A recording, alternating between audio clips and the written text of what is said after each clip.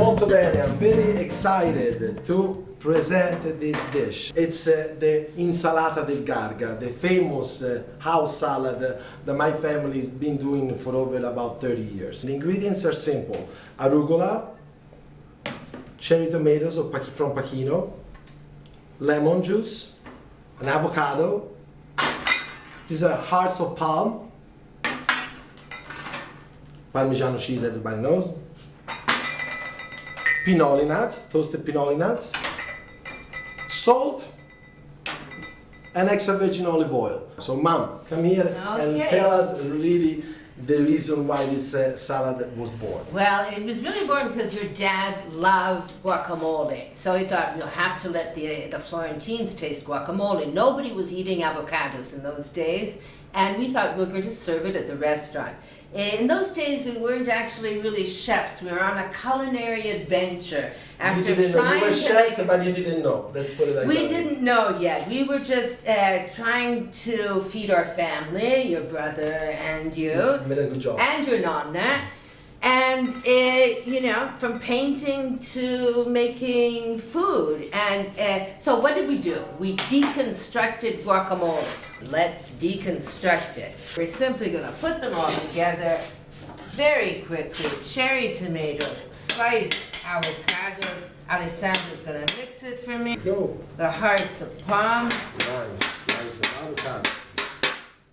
Let's show off a little bit. A little bit of pomodorini, a little bit more.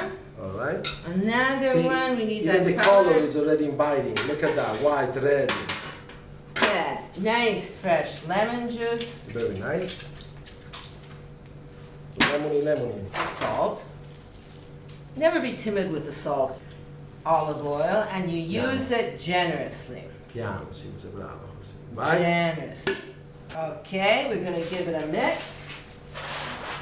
And you can plate it. I use one of the fancy tools that is on the market for chefs. It makes it easier to establish the borders of the salad. It looks beautiful with this colorful salad. You just do like, hela, like that. And then the beautiful shaved Parmigiano. And sprinkle it with the pine nuts, and always buy Italian pine nuts. And always toast them, because that's the most important thing, toasted pine nuts. Okay, we're done. Buon appetito. Grazie.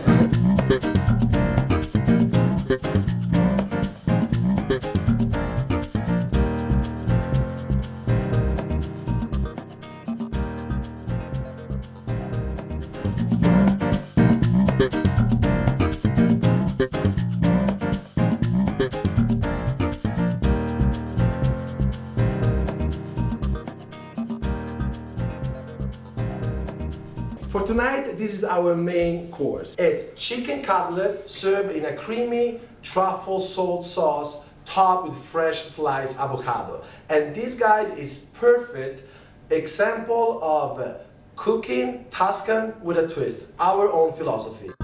And this dish, it's very simple. Extra virgin olive oil, heavy cream, some unsalted butter, of course our chicken cutlets, fresh sliced avocado. Then we have a truffle salt. I selected the chicken avocado because it comes from a long time ago, like the Garga salad, and it comes directly from my father. The first step is to cut this chicken cutlet, and the way I'm gonna cut it, it's the perfect way to make your chicken juicy and moist. And I learned this little technique by my father. So, long time ago, this trick was passed by. So just cut it in the middle like this, and we want to have something like thick like this, all right? So let's wash your hands every time after chicken, and we're gonna cook the chicken. Bene. Now I want to show you how I make this dish and why it's called Tuscan with a twist. Well, we already have something Tuscan in our hands. It's the extra virgin olive oil. So right there, boom, we have the Tuscan there. And the twist comes from thinking of something far away from your olio and think, oh, maybe I have an avocado, I have Tuscan oil. What can we do with that? Oh wow, I have chicken. Let's put it into the pan. So let's say that, it takes about 5 4 to 5 minutes on each side, and then you'll see that once the caramelization happens, then it's time to put the heavy cream and just reduce the heavy cream. And the heavy cream goes in. Here we go. See? That's what I'm talking about. That's what I'm talking about. Whoa. So the trick now is to reduce the sauce to half. And how you do that? You basically turn the flame up, and with the help of the tongues, you go all around and you make those bubbles getting more bubbly. Look at that. Nice. See?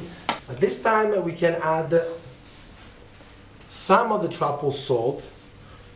You see that we didn't put it before because we didn't want to lose the flavor in the cooking techniques. But now most of the flavor is going to stay there because basically the dish is done.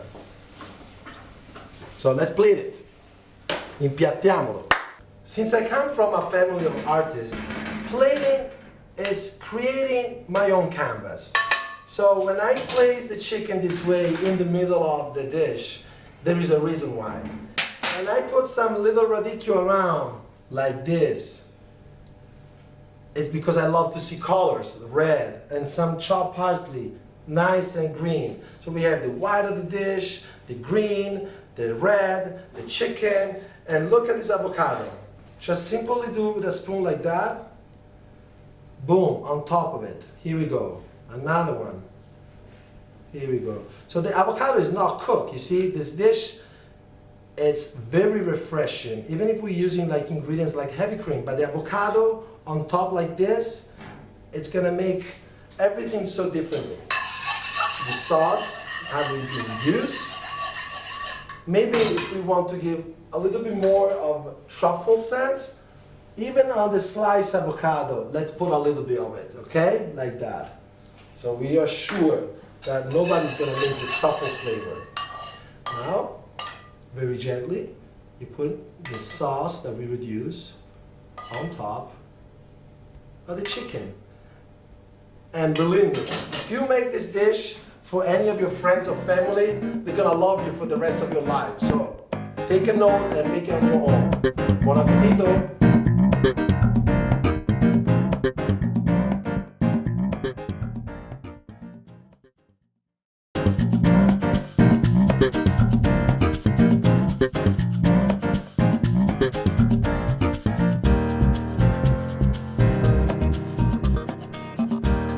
I was asked to prepare a dessert, no gluten, no dairy. And I thought, oh my God, is that possible? And yes, this is what, it's possible, and this is what we came up with. Anyway, ingredients for what we're making.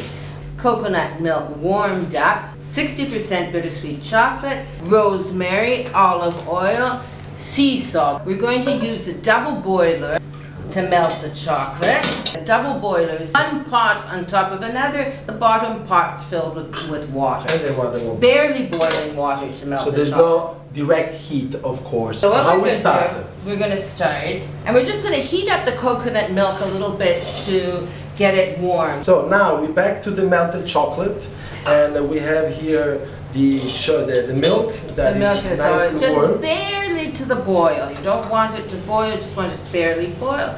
You're going to simply combine the coconut milk with the chocolate. You can give that a stir, Alessandro. Yes.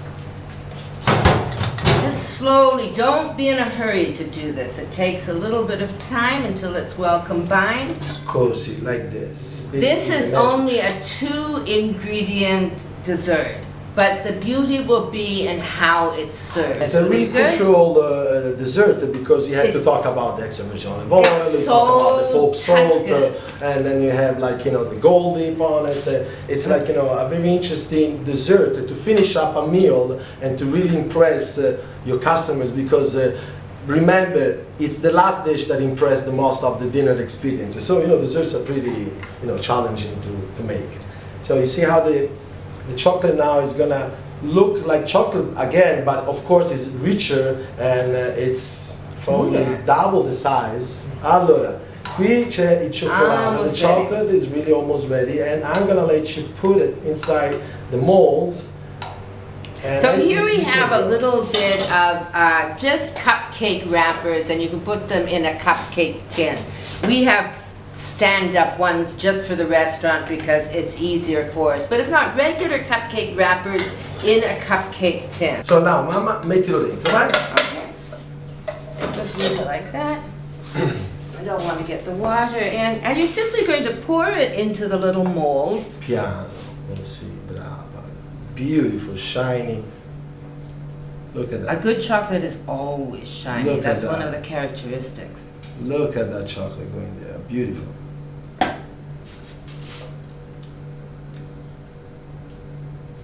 Very good. And then it will be kept in the refrigerator for 2 hours to set. You can make this easily a day or two ahead of time, just have it sitting in the fridge and then unmold it just before serving. Perfect. It looks like, we're almost done here to put the chocolate inside the molds.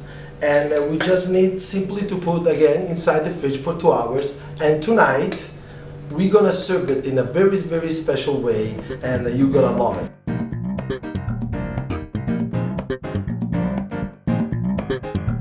We are ready to assemble the gluten-free chocolate tart. The first thing we have to do is to take the mold into water to remove the chocolate from the mold. So simply insert the mold into some hot water, just enough so the bottom of it touches the water.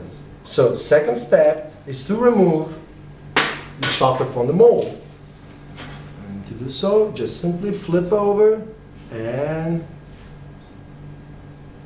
here we go, nice and shiny, you see? Well, right now we have a perfect example on how we incorporate all the senses into food. And here we have beautiful aromas from fresh, sweet strawberries. And we're gonna just put over here like this for a little decoration. Then the tartness of the red currants is gonna balance the sweetness of the strawberries. And again, let's put it like this. Let's make it pretty. Here we go. Then we have rosemary. I love rosemary. My garden rosemary. I love it because the smell and the color. Here we have some of it already chopped that we're gonna put all around it like this. Because you want to eat the rosemary and the chocolate and the salt all together, to have all these flavors in your mouth. And at this point, let's add also some of these leaves for decoration, like that.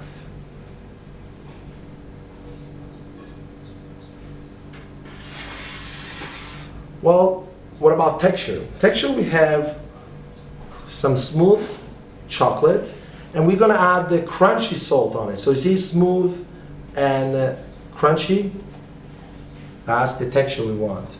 Just a little bit on top of it. Then we want more flavor. So what we got here, extra virgin olive oil, like that. Here we go. So look at my canvas. It looks like a painting almost. Look, yellow, dark chocolate, red, green, white, loving it.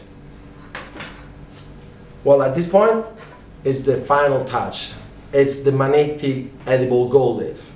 And I gotta say that the Manetti family are truly artists, because they need to find the perfect balance with gold and silver to make these edible gold leaves. So it's a very important step, and they do a great job. Well, let's use these tongues and put it on top like that. And like that. Oh my God, now I really feel like an artist. This is a perfect example on how you combine food and art.